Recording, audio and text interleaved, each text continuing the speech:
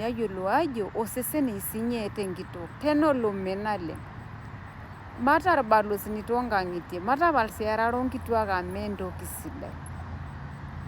Ore ninye taa entoki naitonyimito ntoyie kumok ormaasai naisumate pemekwetiki kiama naleng etii sinche nena tokiting naleng.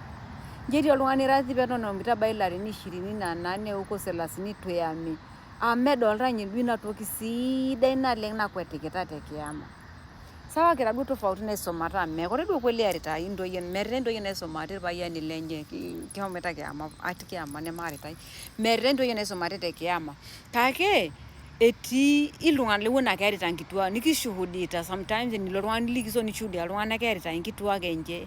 Inauma emetaa tenidol eerita enkitok nijo iyie emetaa.